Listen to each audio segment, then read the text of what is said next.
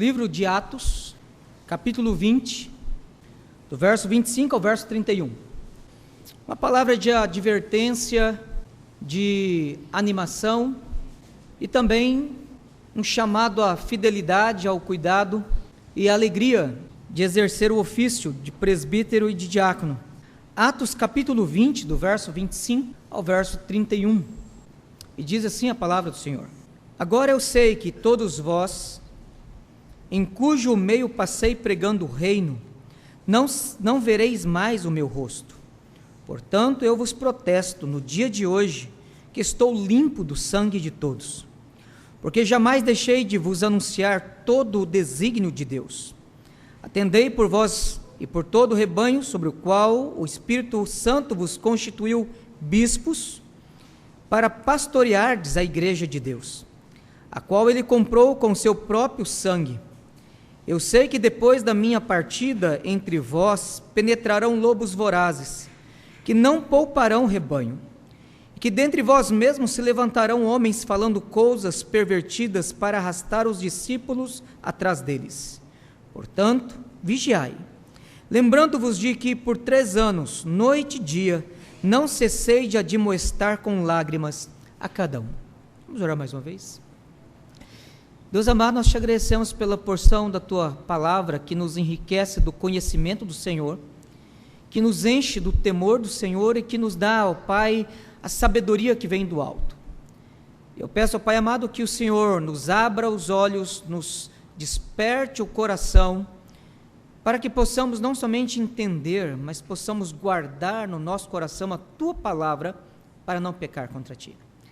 Abençoa-nos, ó Pai amado, para que, conduzidos pelo Teu Espírito Santo, sejamos, ó Deus, guiados como Teus filhos pela verdade, para a glória do Teu nome, debaixo do senhorio de Cristo Jesus, capacitados pelo Teu Espírito Santo.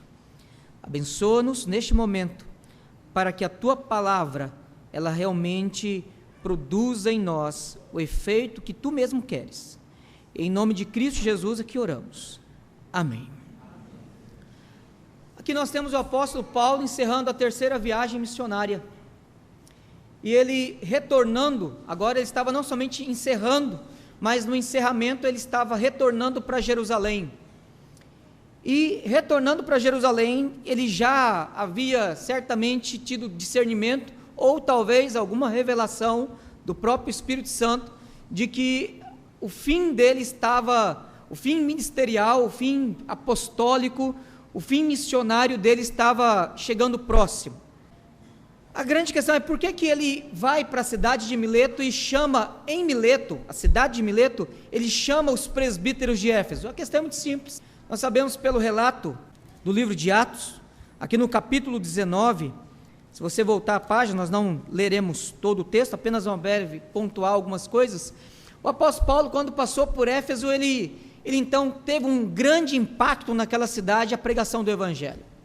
Muitas pessoas se converteram, houve ali um abandono da idolatria, da literatura pagã, da bruxaria, a compra de ídolos, de artefatos que eram idólatras, foram abandonados a ponto que o comércio da cidade, que girava em torno da idolatria, foi abalado. O Evangelho causou uma crise econômica na cidade.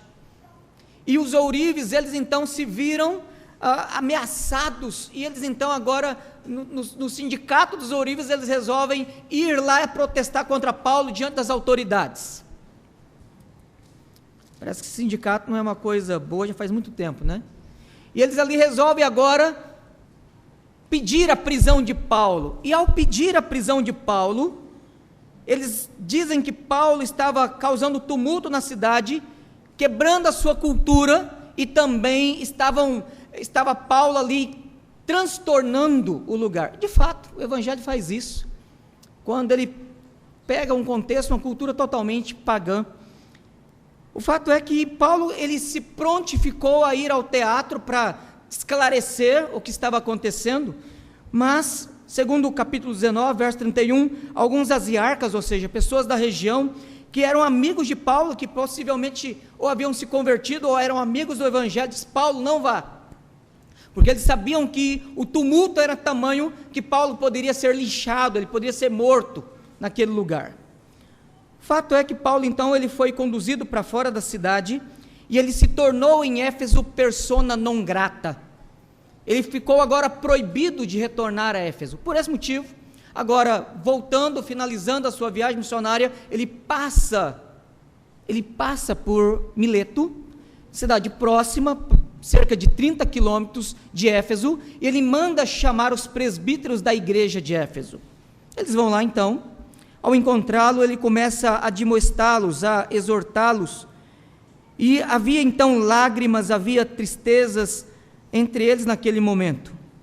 Paulo agora, a partir do verso 25, ele fala não somente do que estava acontecendo, da sua carreira, do seu ministério, mas ele começa agora a dirigir-se aos presbíteros, à liderança da igreja de Éfeso. Eu quero dividir o meu sermão em 4 partes.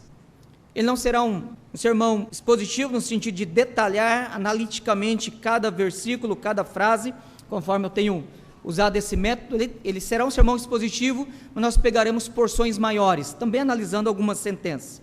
Então, eu dividirei meu sermão em 4 partes. A primeira parte dele, o primeiro ponto será: por que Deus prescreve, então, qualificações dos oficiais? Segundo, quais são os seus deveres?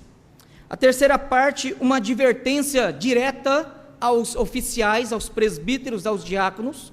Em quarto lugar, uma palavra de orientação, e mesmo sendo uma aplicação de aspecto muito prático, mas é a quarta parte do meu sermão, dirigida a vocês, membros que não são diáconos, não são presbíteros, as irmãs que com a sabedoria da igreja, sendo preservada a infidelidade à sua palavra, nunca serão presbíteras nem diaconisas, mas que, obedecendo a palavra, submetem a autoridade daqueles que são dotados, chamados e instalados por ordenação ao chamado do ofício de presbítero e de diácono.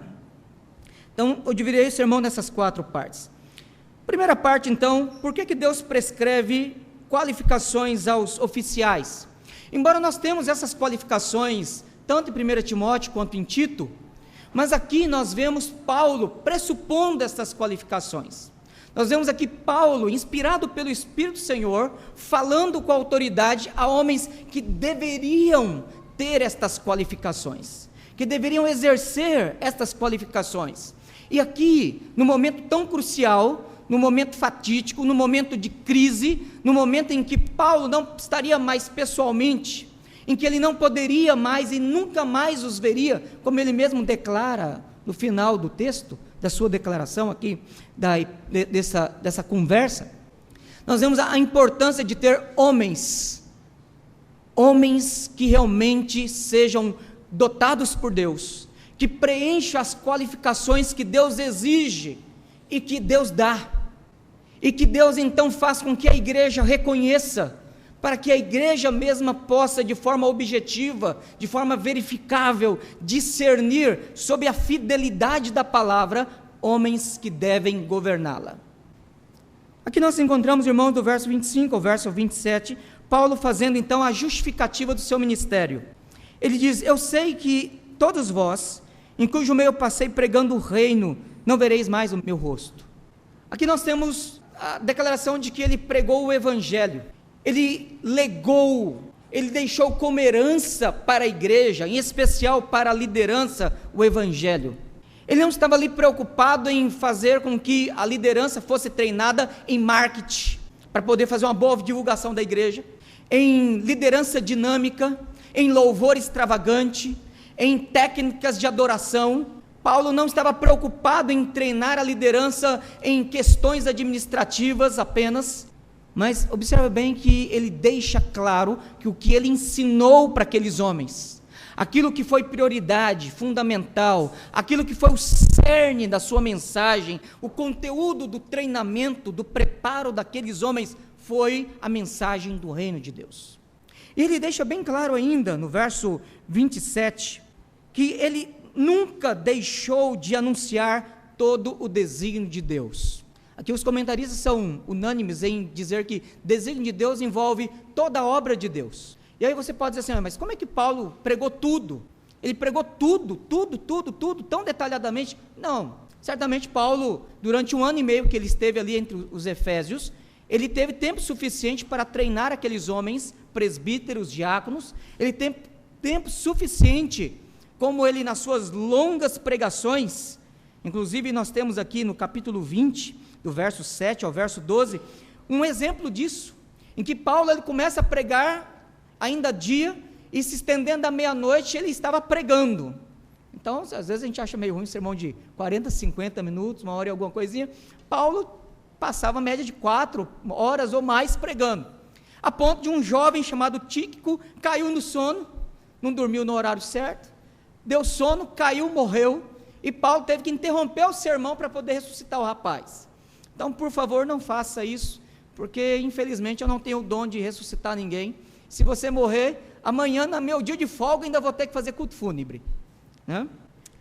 Bom, mas a questão é que Paulo ele teve tempo suficiente para fazer isso. Ele teve tempo para pregar todo o desenho de Deus, para pregar sobre os decretos, para pregar sobre predestinação, para pregar sobre a vocação eficaz, para pregar sobre a providência, para pregar sobre a soberania de Deus, para pregar sobre Cristo Jesus e todo o conteúdo importante do Evangelho, e bem como o que é a igreja e como a igreja deveria ser diante do mundo e debaixo da autoridade de Deus.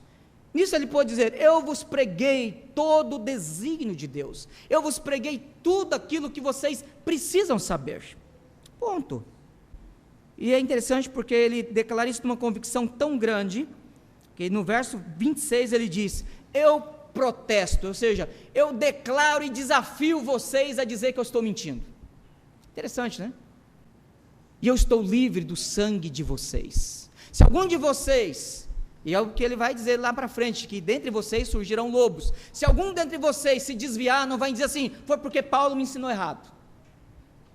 Se algum de vocês vier se tornar lobo, nenhum de vocês vai poder dizer e assim: olha, porque eu não entendi direito aquilo que Paulo disse. Nenhum deles poderia dizer isso. Ele diz: do sangue de vocês eu estou limpo. Eu estou diante de Deus agora dizendo: Senhor, eu cumpri o meu trabalho. Eu tive todo o exercício do meu chamado realizado. Eu estou limpo. No dia do juízo, ninguém poderá levantar-se e dizer: eu estou sendo condenado aqui, eu estou sendo punido aqui, por causa do pastor fulano, por causa do apóstolo Paulo, que não nos pregou o evangelho naquilo que nos foi necessário. Eu estou limpo do sangue de vocês. Eu creio que essa talvez seja uma das declarações mais fortes que um pastor, um pregador, um líder, um presbítero, um diácono possa dizer. Eu servi, eu atendi ao meu chamado, eu executei os meus dons, a ponto de estar limpo do sangue daqueles que me foi confiado, que me foram confiados pelo Senhor. Esse é o ponto. Bom, mas por que agora nós podemos pensar no porquê Deus prescreve qualificações aos seus oficiais? E aí sim, no verso 28, você tem aqui o apóstolo Paulo dizendo duas coisas. Primeiro ele diz: atendei por vós. Atender por vós significa literalmente: tenham cuidado de vocês mesmos, cuidem de vocês mesmos, prestem atenção em vocês mesmos. Então, em primeiro lugar, se nós queremos pastorear, e aí tanto regentes quanto docentes, se nós queremos supervisionar, se nós queremos governar, se nós queremos cuidar do rebanho de Deus, e aí agora eu falo aos diáconos: se vocês querem servir, se vocês querem ser misericordiosos, se vocês querem suprir e prover as necessidades do povo de Deus e manter a ordem do culto de Deus como lhes cabe sob mandamento divino, primeiramente a Escritura diz: cuidem de vocês mesmos. Presbíteros e diáconos, em exercício ou não, cuidem de vocês mesmos. Cuidem do coração de vocês por uma questão muito simples. Aqueles que estão doentes adoecem as suas ovelhas. Aqueles que estão amargurados amarguram as suas ovelhas. Aqueles que estão enfermos, eles contaminam as suas ovelhas. E nós precisamos tomar cuidado quanto a isso. Nós devemos tomar cuidado conosco mesmo.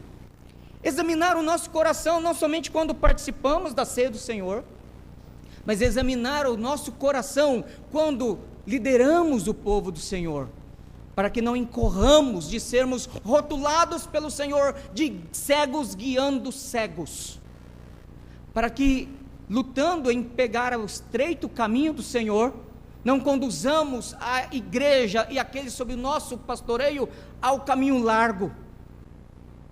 A palavra de Deus, ela é muito clara nesse aspecto, e a palavra de Deus, ela faz com que falsos pastores, falsos presbíteros, falsos diáconos, tenham sempre falsas ovelhas, que não são ovelhas, a Bíblia já lhes chama de bodes e cabritos, seguindo eles. Por isso que Paulo, inclusive quando ele escreve a Timóteo, ele diz, exerça o seu ministério. Foi o sermão que o pastor Rogério pregou, começou pregando hoje pela manhã, e o versículo logo em seguinte, versículo 4, verso 5, fala que haverá tempo em que não suportarão ouvir a sã doutrina, rejeitarão, desprezarão, e é necessário então que haja qualificação. Eu convido os irmãos, só para que refresquemos a força da nossa memória, que abramos lá em 1 Timóteo, capítulo 3, primeira epístola de Paulo a Timóteo, capítulo 3, do verso 1 ao verso 13, e aqui a palavra de Deus em 1 Timóteo 3, do verso 1 ao verso 13, diz-nos assim: fiel é a palavra. Se alguém aspira ao episcopado, a palavra episcopado literalmente significa supervisão, o cuidado daqueles que governam, excelente obra almeja. É necessário, portanto, que o bispo, a palavra que poderia muito bem ser traduzida por supervisor, seja irrepreensível, esposo de uma só mulher, temperante, sóbrio, modesto, hospitaleiro, apto para ensinar, não dado ao vinho, não violento, porém cordato, inimigo de contendas, não avarento, e que governe bem a própria casa, criando os filhos sob disciplina com todo respeito. Pois se alguém não sabe governar a própria casa, como cuidará da igreja de Deus? Não seja neófito, ou seja, novo na fé, para não suceder que se ensoberbeça e incorra na condenação do diabo. Pelo contrário, é necessário que ele tenha bom testemunho dos de fora, a fim de não cair no opróbrio ou vergonha e no laço do diabo. Semelhantemente, quanto aos diáconos, é necessário que sejam respeitáveis, de uma só palavra, não inclinados a muito vinho, não cobiçosos de sórdida ganância, conservando o mistério da fé com a consciência limpa. Também sejam estes primeiramente experimentados, e se mostrarem irrepreensíveis, exerçam o diaconato. Da mesma sorte, quanto às mulheres, é necessário que sejam elas respeitáveis, não maldizentes, temperantes e fiéis em tudo. O diácono seja marido de uma só mulher e governe bem seus filhos e a própria casa. Pois os que desempenharem bem o diaconato alcançam para si mesmos justa preeminência e muita intrepidez na fé em Cristo Jesus. Então nós vemos aqui que tanto presbíteros quanto diáconos, eles devem ter virtudes em 4 áreas diferentes. Em primeiro lugar, virtudes familiares, virtudes que realmente demonstram alguém que lidera a sua casa, que pastoreia a sua casa, que governa a sua casa, que tenha a submissão dos seus, o respeito, a admiração, que tenha o privilégio de tê-los debaixo da autoridade de Cristo, que Ele mesmo vive. Em segundo lugar, é necessário que eles tenham virtudes sociais, virtudes que envolvam o não fato de ser conhecido por ser embriagado, uma pessoa não violenta publicamente, uma pessoa contenciosa, uma pessoa que não sabe lidar socialmente, ou alguém que é antissocial. Isso não pode, porque é necessário que ele seja cordato. É necessário que ele tenha bom testemunho de dentro, e aí dentro de casa, de dentro da igreja, e também diz a Escritura, dos de fora da igreja. É necessário que ele tenha bom testemunho de fora, que no seu trabalho, no seu exercício, no seu comércio, não haja mancha, não haja vergonha, não haja acusação. É necessário que ele tenha também virtudes morais, e o texto diz bem claro que ele seja sóbrio, modesto, seja alguém que realmente tenha respeitabilidade. Isso tanto diáconos, digo novamente, quanto presbíteros, que não seja alguém conhecido pela sua ganância, nem pela sua soberba. É necessário ainda que ele também tenha virtudes doutrinárias, alguém que é zeloso pelo estudo da palavra, pela preservação da fé e pela proclamação do fiel evangelho. E isso, não somente os presbíteros, diz a Escritura também que os diáconos, que eles sejam zelosos na palavra, diz o verso 9, inclusive, conservando o mistério da fé, aqui se referindo ao evangelho, com boa ou com consciência limpa. Então, o zelo doutrinário não é algo que cabe apenas a pastores e presbíteros, mas também aos diáconos. Devem ser homens zelosos nesse aspecto. Então, Deus prescreve que estes homens tenham qualificações familiares, sociais, morais e doutrinárias. E por questão muito simples, voltando lá para o capítulo 20 de Atos, porque a acusação, a oposição do mundo, as ciladas de Satanás, a tentativa de envergonhar o evangelho, a tentativa de desacreditar a pregação, sempre é uma obra recorrente de Satanás contra a igreja de Cristo. Se estes homens não tiverem qualificação necessária para governar a igreja, eles se tornarão em motivo de vergonha para a igreja. E não somente isso, eles serão um caminho para desencaminhar os novos na fé. Permita-me dar um exemplo triste. A nossa igreja mãe, chamada PCSUA, ou popularmente chamada de PECUSA, a igreja que em 1859 enviou as Bell Green Samton para o Brasil, que produziu durante o século XVIII, século XIX, as maiores mentes pensantes da teologia norte-americana, que foi bastião da ortodoxia reformada nas Américas, que foi um grande celeiro missionário, enviando pastores, missionários para vários lugares do mundo, não somente para a América Latina, América Central, mas para a Ásia, para a Oceania e para a África. E boa parte das igrejas presbiterianas que surgiram no século XVIII e século XIX, em todos os continentes, são filhas, são denominações filhas desta denominação chamada PECUSA.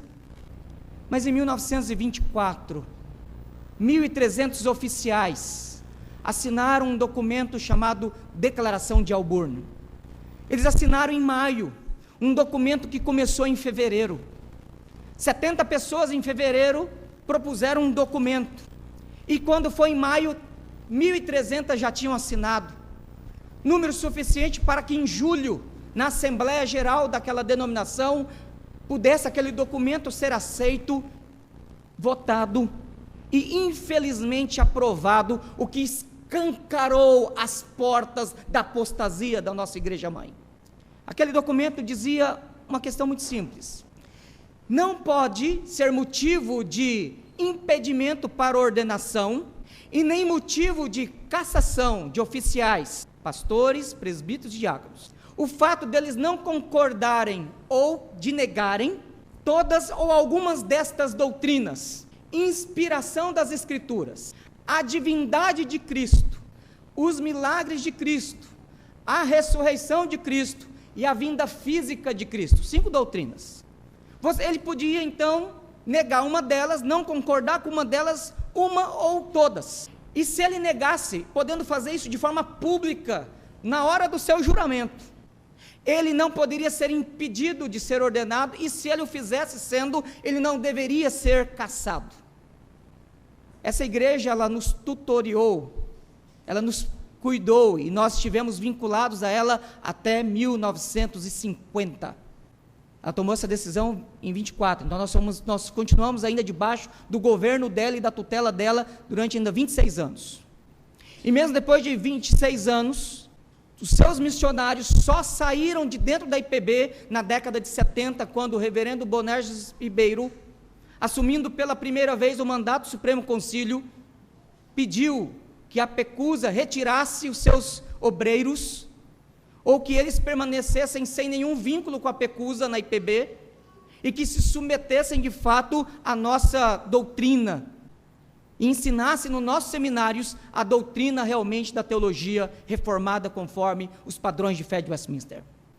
E aí, em 78, surgiu a IPUB, que é uma historinha que os irmãos já conhecem, dentre as divisões que surgiram. O que nós temos então, irmãos, é todo esse processo de desgaste de uma denominação. Até o século XIX, a PECUSA, ela tinha mais de 4 milhões de membros.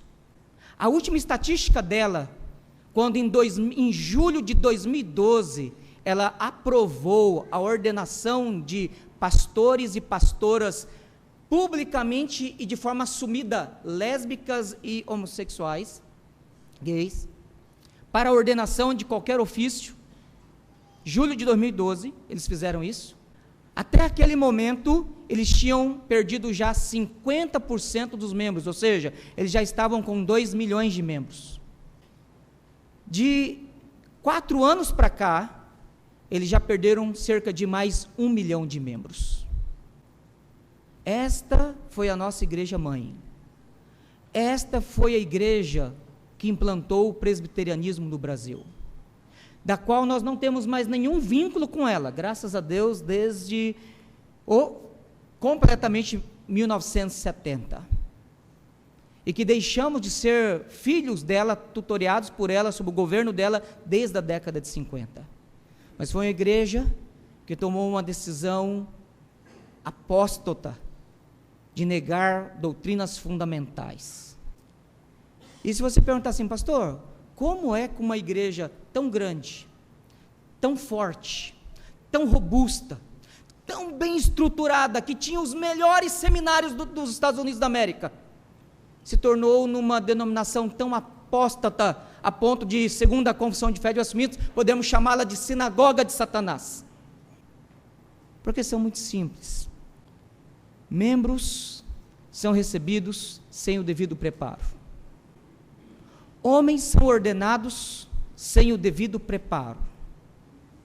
Homens confusos doutrinariamente. Homens de vida moral questionável. Depois que eles se tornam membros e depois que eles se tornam oficiais, obviamente eles vão querer normatizar a sua vida. Não conformando a sua vida à palavra, mas conformando a instituição à sua vida, ao seu viver, ao seu padrão de vida. E esse é o processo de corrupção. O desvio não é de fora para dentro, sempre é de dentro para fora.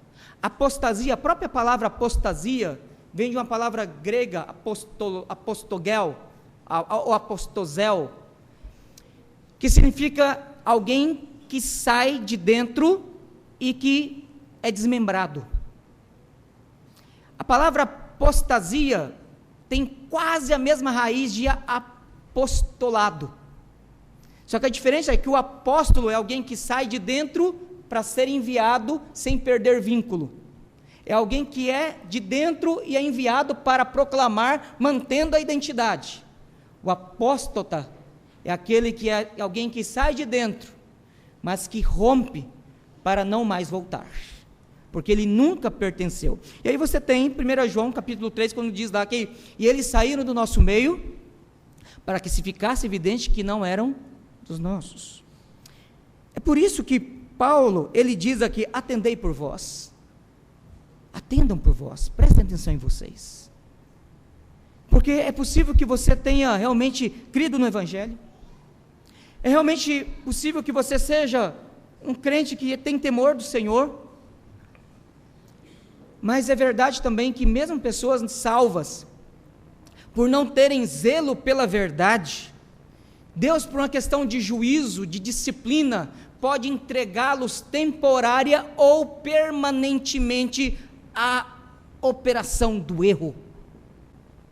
É possível que Deus, a juízo e para a purificação da sua igreja, Ele ponha homens que indevidamente foram ordenados para a vergonha pública, não somente da igreja, mas para a vergonha dele e de sua própria família. E é por isso que Paulo, ao escrever para Timóteo, ele diz assim, cuidado, não imponhas as mãos precipitadamente na ordenação. Testa, avalia, põe à prova. Não seja rápido ao ordenar estes homens, mas tenha cuidado, seja diligente. Então é necessário que tenha-se essas qualificações para que se exerça esse o devido trabalho do seu ministério. Além disso, além de dizer aqui no verso 28, atendei por vós, ele diz, atendei também por todo rebanho, sobre o qual o Espírito Santo vos constituiu supervisores. O fato de nós, presbíteros e diáconos, estarmos sobre o rebanho, não é para oprimi-los, não é para manipulá-los, não é para impor a nossa vontade pessoal sobre eles. A Escritura diz que nós devemos expor a palavra e governá-los com a autoridade da palavra. Os nossos teólogos dizem que a nossa autoridade, ela não é inerente. Você nunca pode argumentar com um membro dizendo assim, você tem que me obedecer e me respeitar porque eu sou pastor, porque eu sou presbítero, porque eu sou diácono. Por quê? Porque assim, isso nem no Castelo Rá-Tim-Bum não funciona. O mais antigo sabe disso, né? Mas o grande detalhe é que a nossa autoridade, ela é declarativa. Em outras palavras, ela depende de nós estarmos fielmente falando de forma afinadamente, de forma ajustada com a palavra de Deus. De modo que se este membro nos desrespeita, de modo que este membro ou pessoa ou grupo de pessoas nos desacatam, de modo que estes membros se rebelarem contra nós, não é contra a nossa pessoa, mas contra quem nós estamos representando. Não é a nossa opinião, a não ser se a nossa opinião for a palavra de Deus, para que possamos então dizer, meu irmão, a palavra diz isso, e se você não concorda e acha que é minha opinião, você então vai ter que prestar contas diante de Deus, porque eu não tenho o seu sangue sobre mim mais. E nós podemos dizer como Paulo, e ele continua aqui dizendo, para pastoreardes a igreja de Deus, a qual ele comprou com seu próprio sangue. Bom, aqui nós temos um motivo de responsabilidade e um motivo de consolo. Motivo de responsabilidade, meus irmãos presbíteros e diáconos, e pastor Rogério, não sei se há outro pastor nos visitando, mas essa palavra então é para você também, é que nós devemos pastorear a igreja de Deus. E aí eu lembro um sermão de Charles Randall Spurgeon, muito famoso, chamado de Alimentando as Ovelhas de Deus e não entretendo os bodes. Nós somos chamados para alimentar a ovelha, e a ovelha se alimenta com palavra, a ovelha se nutre com a palavra, ela tem fome da palavra, mesmo que a palavra lhe desça amarga por causa dos seus pecados, e às vezes eu digo, alguns sermões são doloridos ao ouvido, mas eu quero dizer que, mesmo que eu não consiga expressar todo o amor que eu tenho na pregação, eu quero deixar bem claro que aquele que é o dono da palavra te ama, e o grande detalhe é que, mesmo que esta palavra que te ama, lhe doa o ouvido, lhe ofenda, eu gostaria só de lembrá-lo que se é a palavra de Deus, ela lhe ofende, porque o seu ouvido está infeccionado de pecado, só por causa disso. Porque aqueles que estão de acordo com a palavra, mesmo quando ouvem a mais dura e severa repreensão de qualquer pregador, mas se ele está de acordo com a palavra, aquela palavra lhe testifica que ele está em obediência, e que ele está agradando e lutando contra os seus pecados, para agradar a Deus e glorificá-lo para sempre. Então é necessário, irmãos, que presbíteros, diáconos tenham essas qualificações, necessário para que eles possam então exercer esta responsabilidade, mas ao mesmo tempo é um alívio, porque aqueles que se demonstrarem não ovelhas, aqueles que querem, a ovelha come um tipo de alimento muito específico, né? Capim. Bode come de tudo, e tudo quanto é porcaria, até roupa. Quem já conviveu com bode sabe o que é bode, cabrito, sabe que ele consegue pular em cima de um toco para comer a roupa que está no varal.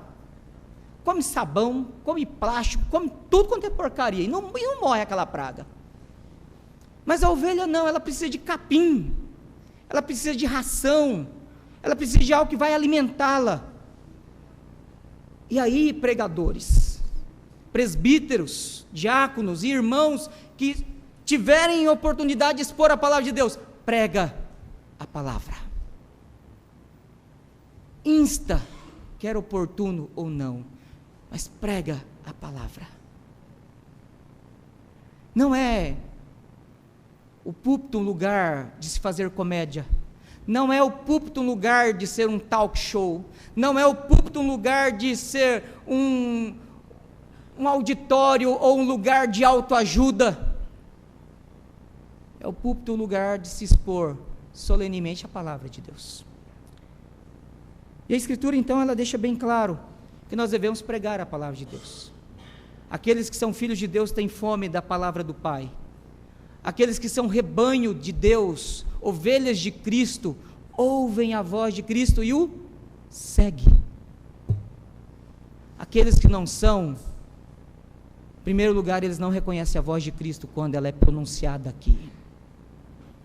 Eles se rebelam, eles chacotam, eles se ofendem, eles se sentem agredidos, a não ser se realmente o pregador peca nesse ponto, ele deve ser repreendido, mas se a palavra é pregada e a palavra é exposta e aplicada de acordo com a palavra, cuide, examine o seu coração, examine os seus ouvidos, examine a sua consciência.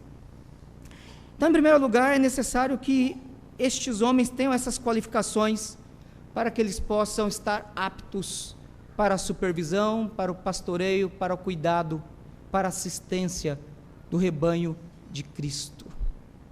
Para que o rebanho de Cristo não se veja mal pastoreado, mal cuidado, para que o rebanho de Cristo não se veja envergonhado, não se veja desnutrido, não se veja ameaçado, não se veja acusado, não somente pelos de dentro, mas acusado pelos de fora, pelos ímpios. Porque quando nós vemos aqui no capítulo 19, homens acusando Paulo, e aqui eu já declarei algumas vezes, haverá dias em que nós seremos presos por causa do Evangelho. Nos últimos dias, e talvez nem tão nos últimos dias, porque dependendo do regime político do país, como nós temos em alguns países da África, alguns países da Ásia, cristãos estão sendo presos simplesmente por declararem fidelidade a Cristo em primeiro lugar e não ao seu governo ditatorial. A pergunta é: se você precisar ser preso por causa do Evangelho, haverá testemunha e prova suficiente contra você? Essa é a que você tem que responder. Ou as pessoas terão dúvida em prendê-lo se você é ou não um cristão.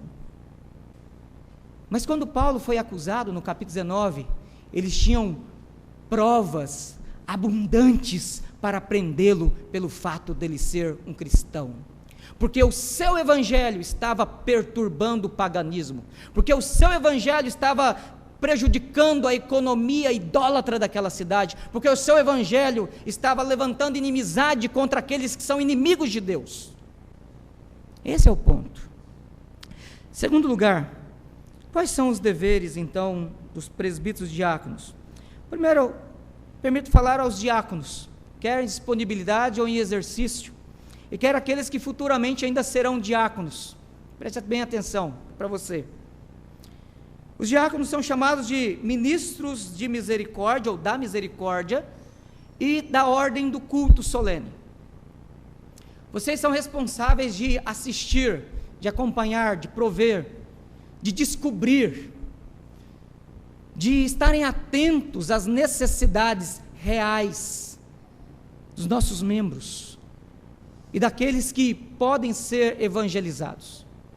Vocês são responsáveis de acompanhar as viúvas, os órfãos, aqueles que estão desempregados, aqueles que estão padecendo de alguma enfermidade, aqueles que estão sem algum recurso permanente ou temporário, por causa de alguma deficiência física ou por causa de alguma limitação de trabalho. Vocês são responsáveis de suprir a casa de Deus, de não termos necessitados clamando diante de Deus e questionando a fidelidade da provisão de Deus. Vocês são a mão de Deus para dar pão a quem tem necessidade. Esse é um peso muito grande, meus irmãos diáconos. Vocês estão cumprindo a providência de Deus na vida daqueles que do meio da igreja estão necessitados. Mas também sobre vocês recai a responsabilidade da ordem do culto. Graças a Deus aqui a primeira igreja a gente tem um culto bem ordeiro, embora às vezes a gente tenha um momentozinho assim, mas nada que prejudica. E aí permita-me falar aqui às mães, né? Antes de começar o culto, leve o seu filho ao banheiro, dê água para ele, né? Para que durante o culto ele não fique com vontade de ficar indo, voltando, mas permita-me falar também aos adolescentes, aos jovens, aos adultos, né? Deus te abençoe se você bebesse tanta água na sua casa, quando você às vezes bebe na igreja, você nunca ia ter problema renal. Mas o grande detalhe é que você precisa ter aquela santa paciência de dominar o seu coração para dizer assim, esse momento é um solene momento, eu consigo ficar 2 horas, 3 horas, dependendo do filme, assistindo, não saio da sala de cinema. Mas parece que tem comichões, perturba, e o camarada fica, é diante de Deus que você está. Eclesiastes 5, verso 1, guarda o teu pé quando entrares na casa de Deus. É diante do Senhor. Não é para mim que você está prestando culto, não me ofende você entrar e sair. É claro que há necessidades às vezes, algum problema de saúde, de medicamento, algum problema de ordem pessoal, e que você precisa sair, não se sinta constrangido, não precisa morrer dentro do templo também por causa disso. Fique à vontade, mas que realmente seja algo legítimo da sua parte, seja a sua consciência diante de Deus, não é diante de mim. Você não está prestando conta, não é para mim, porque você não está me adorando, você está adorando a Ele, então é diante dEle, a sua consciência diante dEle, que você deve responder. Eu estou dizendo isso para poder facilitar o trabalho dos diáconos, não é simplesmente para te dar um puxão de orelha, é para facilitar o trabalho dos diáconos, que às vezes reclama, pastor, a gente está lá no fundo, só não sabe o que a gente vê. Eu gostaria de pedir àqueles que têm o hábito quase vicioso de não conseguir desligar o celular até na hora durante o culto. Meu irmão, Deus vai falar com você com certeza absoluta, mas não será através do seu celular. Não vai ser. E se acontecer, eu posso dizer sem medo que é o diabo. Porque a única palavra de Deus é essa daqui, que nós temos. Agora eu quero também pedir que nós prestemos atenção na ordem do culto. Por exemplo, antes de começar o culto, o pastor Rogério, ele toca uma música, já perceberam, né? Aqui chama-se prelúdio. Uma palavra bonita, embora eu não goste muito dela não, porque prelúdio dá a ideia de pré-brincadeira, né? Então não é uma brincadeira, é uma preparação para um momento sério. No momento que o pastor Rogério começa a tocar o culto, você percebeu assim, bom, já é quase 19 horas, está chegando perto de 19 horas, o pastor Rogério começou a tocar, a equipe de música parou o ensaio, né? Às vezes estão cantar também, às vezes não canta, só toca, junto com os violões e a flauta. Nesse momento, nós somos então já chamados a silenciar, a nos preparar. De preferência, você já deveria ter feito isso, em sentar, em já vindo da sua casa, mas no momento que você senta ao banco, dizer, Senhor, fala comigo nessa noite. Me consola, me repreende, me esclarece, me vigora, me anima, me desperta, me aviva, me mata, se for o caso, mas fala comigo, eu estou aqui para ouvir a tua voz, eu estou aqui para adorar o teu nome, eu não estou aqui com outro propósito, a não ser a centralidade do nome de Cristo durante todo o culto. E aí você está preparado para a gente começar o culto? Acompanhe, 3 regrinhas básicas que eu ensino para os meus meninos desde que eles eram pequenininhos. Na hora de cantar, a gente canta, Na hora de orar, a gente fecha o olho e presta atenção. E na hora da pregação, ou de que alguém está falando aqui na frente, preste atenção em quem está falando. Simples, 3 regrinhas básicas. E até criança entende. Mas o ponto é que os diáconos são responsáveis pela ordem do culto. Antigamente a gente tinha medo de diácono. Lá em Cacoal morreu o diácono que eu mais tinha estima na minha vida até hoje. Diácono Antônio Titotonho. Morreu num acidente de carro agora, quase um mês atrás, indo com um presbítero, esqueci o nome dele, para Ministro Andreasa, onde eles estavam indo realizar um culto durante a semana. Morreu num acidente de carro. Eu cheguei em Cacoal, eu tinha 10 para 11 anos de idade, já estava querendo virar adolescente. A gente tinha medo de Titotonho, aquela barba, aquela cara cerrada, e ele era muito poucas palavras, ele ficava, quando ele estava na porta, pronto, não tinha menino que conseguisse passar por ele. E se o menino falasse que ele estava passando mal do estômago, ele ia com o guri até no banheiro, para garantir que ele ia voltar. E se precisasse chamar a atenção dos pais, ele falava. E se precisasse ralhar com o menino, ele ralhava. E se precisasse mandar o menino voltar da porta para o banco dos pais, ele mandava. E curiosamente, ninguém tinha raiva dele. Responsável pela ordem do culto, para manter a adoração do Senhor, pelo cuidado. Os presbíteros têm a responsabilidade, nos seus deveres, de governar a igreja, de doutrinar a igreja e de pastorear a igreja.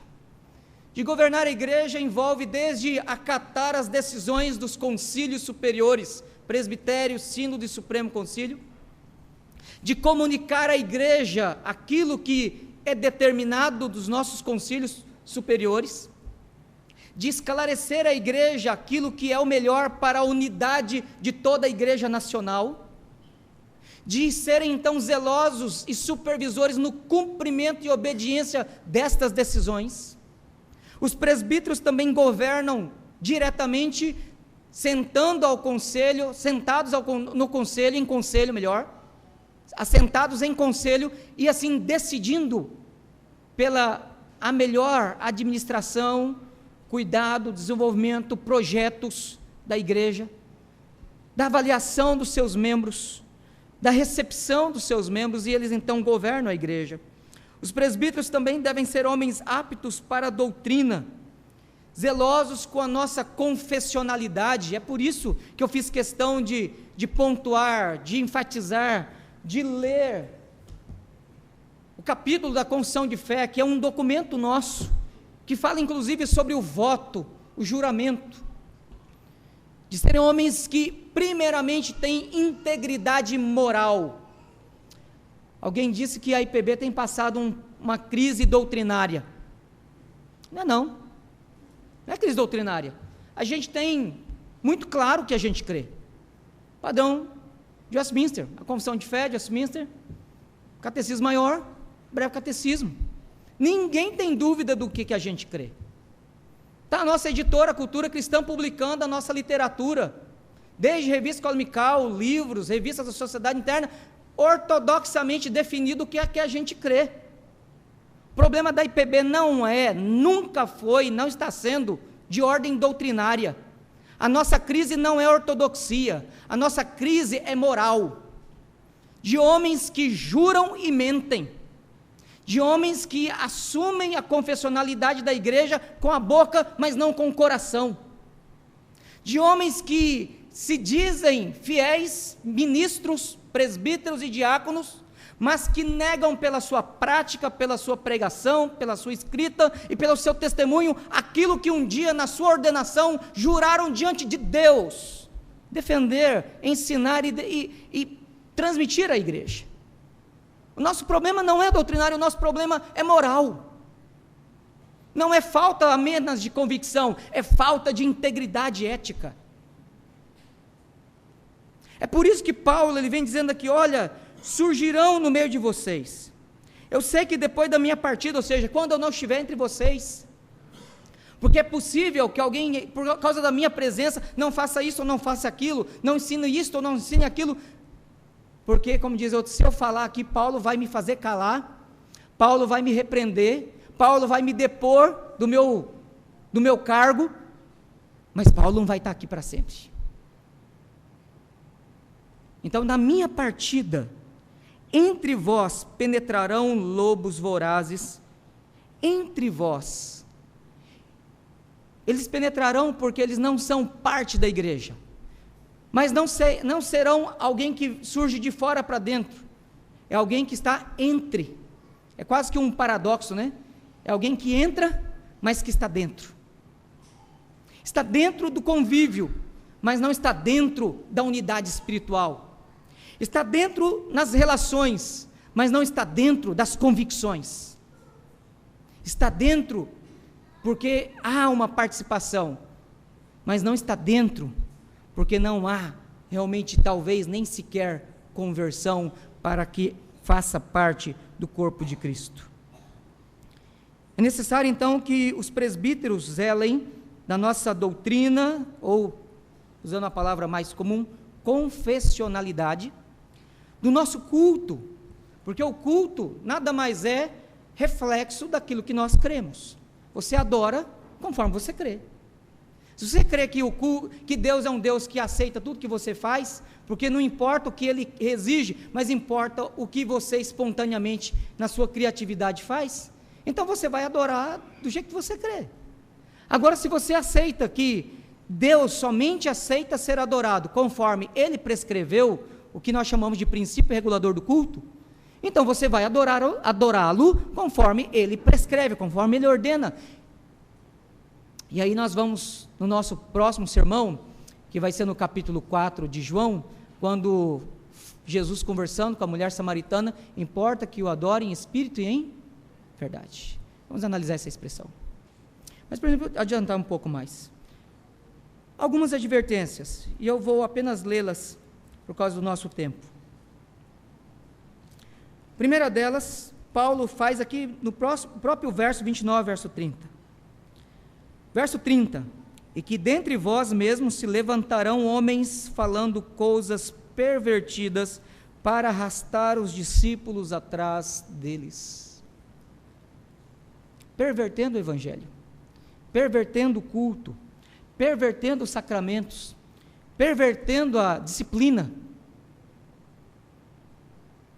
para tornar a igreja aceitável para o mundo, tornar a mensagem menos ofensiva ao pecado, mais degustável a quem não quer mudar de vida, tornando então nula a importância do sacramento ou tornando meramente símbolos e não realmente atos do pacto da graça, que inclusive trazem promessa de bênção e promessa de maldição, conforme nós vimos agora há pouco. Mas nós vemos também agora Paulo falando a Timóteo. Vamos lá comigo, por favor. 2 Timóteo, capítulo 3, do verso 1 ao verso 7. Diz assim a palavra do Senhor: sabe, porém, isto, nos últimos dias, e nós já estamos neles, sobrevirão de tempos difíceis, e realmente estão. Pois os homens serão egoístas, avarentos, jactanciosos, arrogantes, blasfemadores, desobedientes aos pais, ingratos, irreverentes, desafeiçoados, implacáveis, caluniadores, sem domínio de si, cruéis, inimigos do bem, traidores, atrevidos, enfatuados, mais amigos dos prazeres que amigos de Deus, tendo forma de piedade, negando-lhe entretanto o poder, foge também destes. Pois entre estes se encontram os que penetram sorrateiramente nas casas e conseguem cativar mulherinhas sobrecarregadas de pecados, conduzidas de várias paixões, que aprendem sempre e jamais podem chegar ao conhecimento da verdade.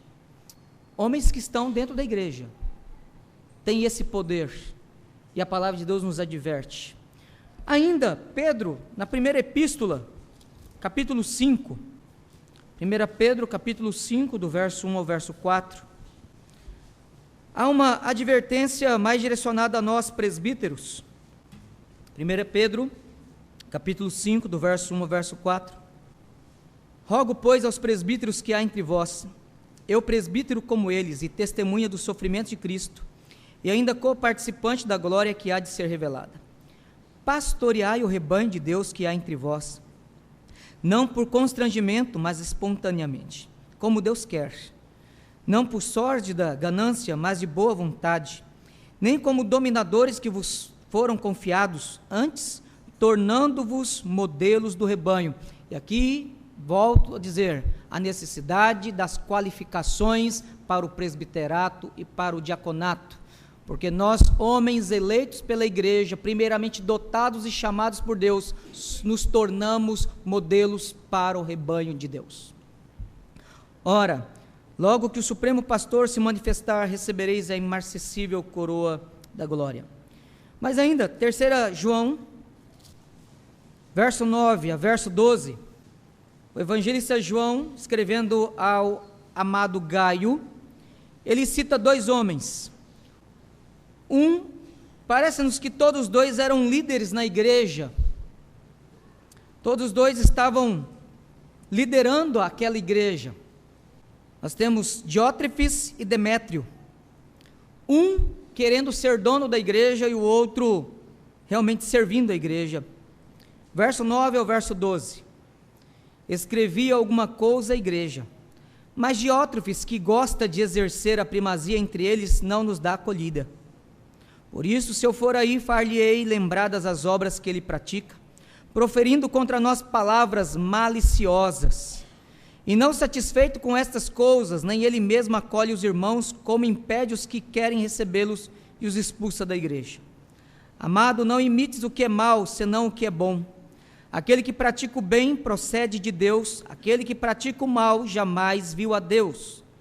Quanto a Demétrio, todos lhe dão testemunho, até a própria verdade, e nós também damos testemunho, e sabes que o nosso testemunho é verdadeiro.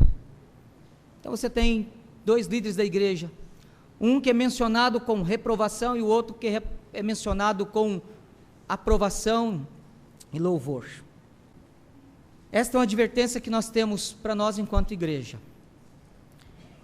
Permita dizer agora algumas recomendações aos membros. Em primeiro lugar, vocês, irmãos em Cristo, quer já sejam membros desta igreja ou ainda estejam em preparo, estejam ainda sendo discipulados ou estão na classe catecúmenes ou ainda nem sequer começaram, mas já creem em Jesus e querem se tornar membros dessa igreja. Esta palavra é para vocês. Em primeiro lugar, vocês devem estudar sobre o que são os ofícios. O que é o presbiterato? O que é o diaconato? Aprendam essas coisas. Estudem nas escrituras, nós temos dado as referências para vocês.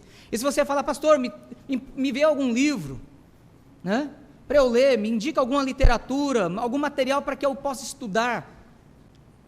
Estude, conheça, porque o futuro desta igreja depende sempre do seu voto em escolher homens com discernimento, homens que estarão pastoreando a igreja, homens que estarão, quer no exercício do seu mandato ou não, pastoreando a igreja, homens que estarão zelosos, com fidelidade, de acordo com a palavra, de acordo com a nossa constituição, com o governo da nossa igreja, pastoreando a igreja. Vocês precisam conhecer os ofícios.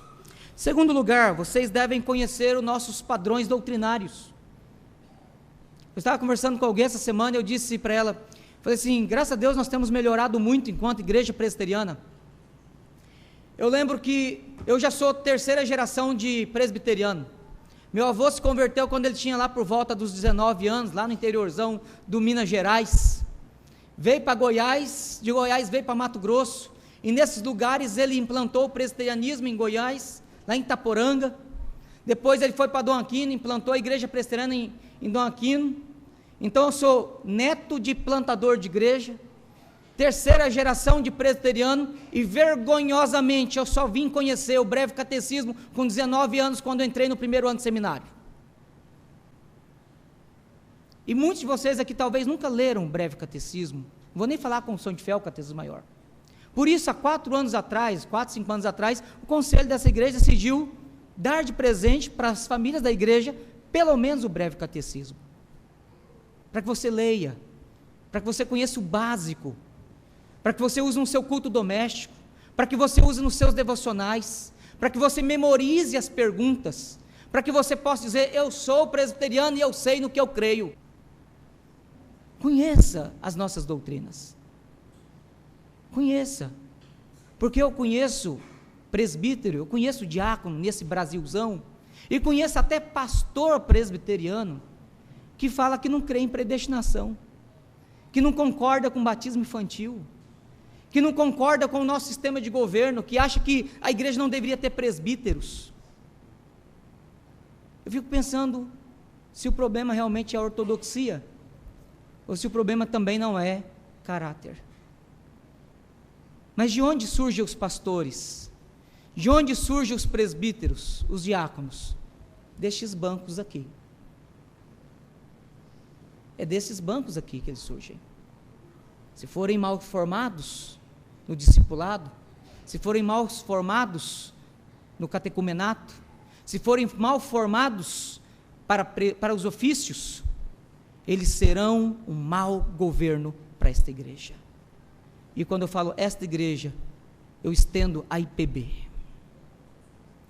Por isso nós devemos então estudar, você deve fazer isso. Não somente almejando e aspirando ao oficialato, mas zelando para a saúde da igreja.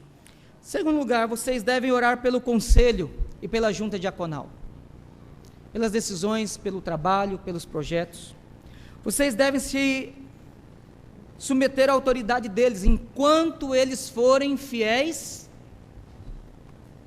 à Sagrada Escritura, enquanto eles forem fiéis àquilo que eles juraram diante de vocês. Vocês devem se submeter a eles e promover a autoridade deles. Vocês devem contribuir para o bom andamento da obra, para que estes que lideram não o façam gemendo, mas façam com alegria, conforme a palavra de Deus diz lá em Hebreus, capítulo 12. Enquanto permanecerem fiéis, orem por eles, promovam a sua autoridade, conversem e instam para que eles continuem fielmente trabalhando. Mas digamos que você descubra que há um oficial que ele não corresponde àquilo que ele jurou publicamente, aquilo que ele confessou crer, e ele nega aquilo que nós cremos. Permita-me dar algumas sugestões para você. Em primeiro lugar, ore por ele. Ore por ele porque ele é um mentiroso, ele é um desonesto. Ele não deveria ter autoridade para exercer o ofício a que dignamente a igreja confiou a ele. Ele não pode. Quer seja nessa igreja, quer você está nos visitando na sua igreja de origem, quer seja aqui em Porto Velho, ou quer seja em qualquer lugar desses rincões do Brasil, um pastor, um presbítero, um diácono que mente na sua ordenação, ele não tem autoridade, porque aqueles que são de Deus falam a verdade, mas aqueles que falam a mentira são filhos, o que a Escritura diz? Do diabo, porque o pai da mentira é o diabo. A Bíblia não tem meio termo. Então, em primeiro lugar, ore por ele, para que ele se arrependa, porque vai ele cai em si e fala assim: estou fazendo besteira. E eu conheço gente séria. Deixa eu dar um exemplo, com muito carinho, e um nobre exemplo. Reverendo Josafá Vasconcelos. A irmã Terezinha sabe da história dele. Muitos anos, reverendo Josafá, pastor da igreja presbiteriana da Herança Reformada, lá em Salvador, na Bahia, era um pastor presbiteriano arminiano, até onde ia e não dava conta de ir mais. Imagina só, um pastor presbiteriano arminiano, e ele era arminiano, como diz o povo do interior, né, de com força, não era só que era arminiano, não, ele era arminiano mesmo. E um dia ele estudando a Bíblia, já formado, já pastor, já com anos de ministério pastoral, estudando os puritanos, estudando a confissão de fé, ele, momento de crise pessoal, ele olhou assim e falou assim: gente, o meu ministério é uma mentira. Eu, toda vez que eu prego e faço aqueles apelos arminianos, eu estou mentindo contra a minha identidade. E um dia de púlpito ele chegou chorando e pediu perdão para a igreja. E hoje é um dos pastores mais reformados que a IPB tem. Um homem de Deus, um homem piedoso, um homem zeloso. Então não chega matando o cara não, ora primeiro por ele, porque vai que ele muda. E quem muda é Deus, e quem muda o coração dele é Deus. Então, em primeiro lugar, ora. Segundo lugar, estude o assunto, porque vai que você está com dúvida e vai repreender o camarada, ele te bota no bolso. Jacobo os Armínios caiu nesse engodo. Foi lá repreender Dick Hert, um semi-pelagiano católico, enviado pela Igreja Reformada da Holanda para fazer calar aquele herege. Quando chegou lá, foi repreender o Dick Hert. O Dick Hert botou ele no bolso, o Arminius ficou em dúvida e depois virou o que virou, pai do arminianismo. Então, se você sabe de alguma coisa errada, estude o assunto antes de conversar com a pessoa, para que você possa manejar a palavra. Terceiro lugar, converse e insta-o à repreensão, insta-o à correção, conduza ele a negar aquilo que ele está fazendo de errado, crendo de errado, ensinando de errado. Mas pastor, se eu falar com ele uma vez, 2 vezes, ele não mudar de vida, aí fica aqui, evita o homem herege, depois de admoestá-lo primeira e segunda vez, pois sabe que tal pessoa está pervertida e vive pecando e por si mesma está condenada. Tito capítulo 3, versos 10 e 11. Tradução na atualizada está homem faccioso, mas na versão corrigida e no original grego é homem herege. Então você vai e repreende 1, 2 vezes. Quiser andar a terceira milha, pode até andar.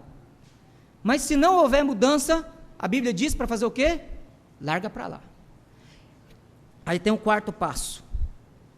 Denuncie-o ao conselho. Denuncie-o ao presbitério. Porque se você sabe e cala, você consente.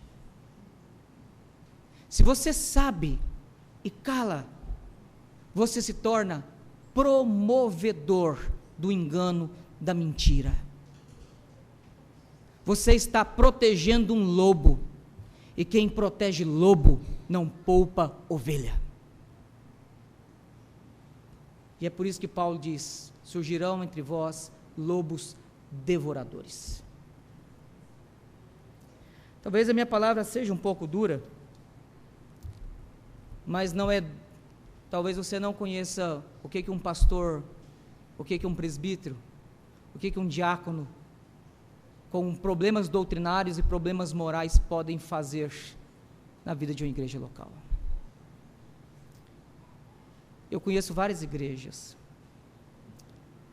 e eu conheço o prejuízo, conheço de perto, conheço pessoalmente o que é estar debaixo do pastoreio de um homem que não teme o Senhor, que não tem escrúpulo para mentir de púlpito, que não tem remorso nenhum para distorcer a verdade, que não tem nenhum cuidado em dar veneno àqueles que ele deveria pastorear. Vai cantar algum cântico? Não? Vamos orar. Deus amado, o Senhor tem nos dado graça, e é somente pela Tua graça, não há nenhuma virtude em nós que justifique, ó Deus, o fato de andarmos na Tua presença, e ainda assim, ó Deus, nós temos muitas falhas morais e imprecisões quanto à Tua palavra e o ensino da Tua palavra. Mas eu peço, ó Deus, que aqueles que ensinam não se julguem muito mestres de si mesmo, como diz Tiago, mas que tenham temor. Que tenham temor, ó Deus, em afirmar, que tenham temor em instruir, que tenham temor, ó Deus, em alimentar os novos na fé e aqueles que também já são adultos, que tenham temor em conduzir, ó Deus, o Teu rebanho. Ó Pai amado, eu peço no amor de Cristo Jesus, Que o Senhor não permita que sejamos motivo de escândalo, de queda, nem de desvio. Que não sejamos, ó Deus, nunca, por amor de Ti mesmo, por amor do Teu nome, por amor do Teu Filho, o Senhor, Deus, nos coloque no coração zelo pela verdade e falemos a verdade em amor. Que, ó Deus, tenhamos discernimento, que não sejamos, ó Deus, entregues à operação do erro, não sejamos seduzidos por Satanás, que é o pai da mentira, e nem tenhamos o nosso coração desapegado da Tua palavra. Eu peço no nome santo do nosso Senhor Jesus, aquele que está à Tua destra, e aquele em quem nós temos plena confiança, que o Senhor nunca rejeita, é por causa dele, porque sabemos, ó Pai, que se formos entregues para o nosso coração, para os nossos pensamentos, nós nos tornaremos o veneno amargo no rebanho do Senhor. Guarda, ó Deus, a Tua igreja, que possamos, ó Deus, ter os nossos filhos, os nossos netos, e a herança da aliança que o Senhor nos der, andando, ó Deus, na fidelidade, que eles possam lembrar de nós, daquilo que eles aprenderam da Tua palavra, daquilo que eles viram em nós, que os nossos filhos e os nossos descendentes, ó Deus, possam continuar sendo parte dessa igreja pura, de uma igreja que ainda é imperfeita, mas que está sendo pela Tua graça conduzida na Tua presença. Abençoa-nos em Cristo Jesus, aquele que é o noivo, dono, o Senhor da igreja, e que a graça do Senhor Jesus, o amor de Deus o Pai e a comunhão do Santo Espírito seja sobre cada um de nós, e a cada um deles nós dizemos amém, amém, amém.